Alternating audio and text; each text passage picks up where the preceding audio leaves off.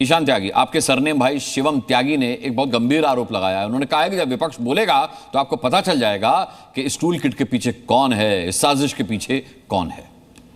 अनुराग भाई, माँ दुर्गा के नवरात्रे चल रहे हैं। पहले तो मैं उन्हीं का स्मरण करके एक श्लोक पढ़ के अपनी बात शुरू करता हूँ। या देवी सर्वभूतेषु शक्ति रूपेण संस्थिता नमस्तस्यै नमस्तस्यै नमस्तस्यै नमो नमः। हे माँ दुर्गा, भारतीय जनता पार्टी, उसके नेता, उसके प्रवक्ताओं को इतना ज्ञान दीजिए कि वो धार्मिक अराजकता की राजनीति बंद करें।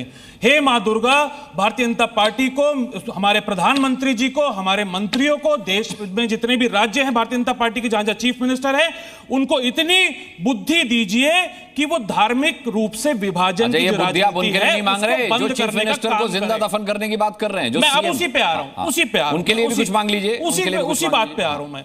जिस व्यक्ति ने भी ये बात बोली है देश के मुख्यमंत्री के लिए, जिस व्यक्ति ने भी किसी भी, चाहे वो किसी भी धर्म से आता हो, किसी भी समाज से आता हो, किसी भी जाति से आता हो, किसी भी वर्ग से आता हो, चाहे कोई भी उसका एज ग्रुप हो, अगर किसी भी व्यक्ति के लिए, चाहे मुख्यमंत्री भी छोड़ दीजिए, प्रधानमंत्री भी छोड़ दीजिए, अगर किसी भी भारतीय के लिए इस तरह की बात होगी तो प्रशासन को आके उस पर कड़ी से कड़ी कार्रवाई करनी चाहिए। यह नहीं देखना चाहिए कि वो हिंदू है, अब कड़ी कार्रवाई कर देते तो फिर विक्टिम कार्ड भी तो खेला जाता है ईशान भाई। लेकिन जब कार्रवाई कड़ी होती है, जब बुलडोजर चलता है तो कहते हैं कि विक्टिम कार्ड खेलते, कहते हैं हमको टारगेट किया जा रहा है।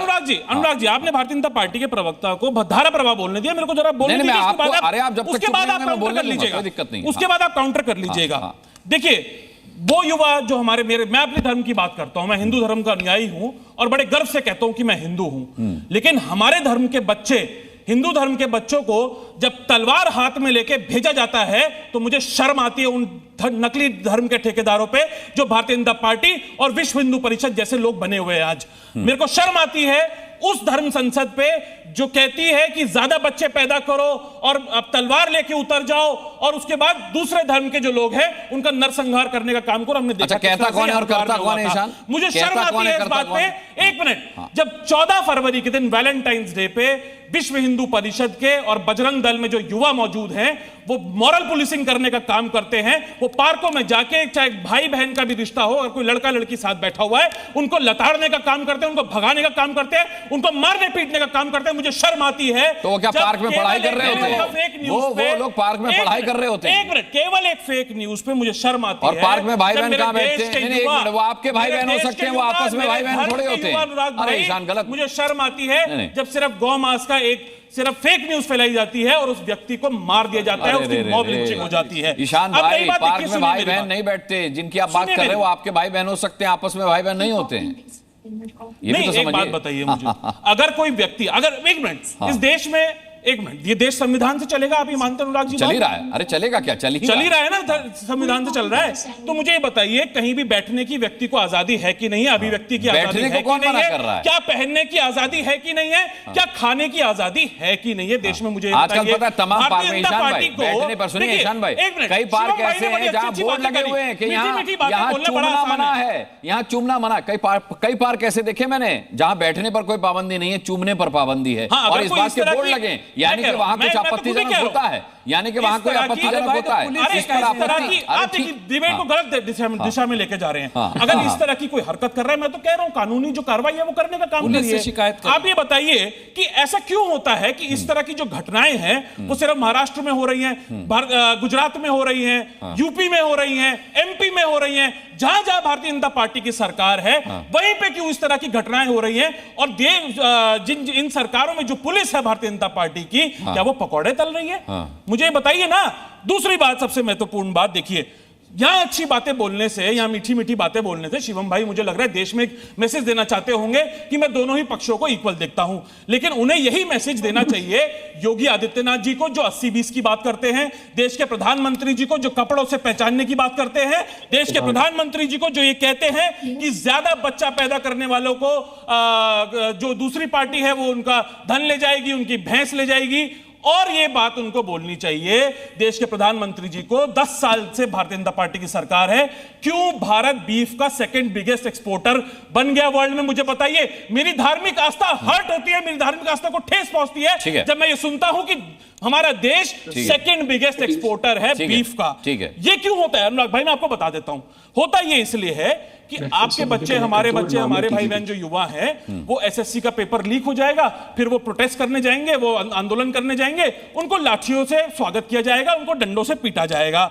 नीट का पेपर लीक हो जाता है, ये सरकार कुछ नहीं कर पाती है। उसके बाद जब बड़े बड़े रोड हाईवे, आपको रोड हाईवे से मैं अभी जोड़ देता हूं नितिन गडकरी जी को भी। बिल्कुल नितिन गडकरी जी का बेटा तो माल कमाएगा, पैसा कमाएगा, अमित शाह जी का बेटा आईसीसी चलाएगा, बीसीसीआई चलाएगा। अरे भ्रष्टाचार के मुद्दे पर डिबेट नहीं है, बेटा भ्रष्टाचार के मुद्दे पर डिबेट नहीं चलाएगा। लेकिन हमारे बच्चे क्या करेंगे? तलवार लेके निकलेंगे। हमारे भाई क्या करेंगे? तलवार लेके निकलेंगे।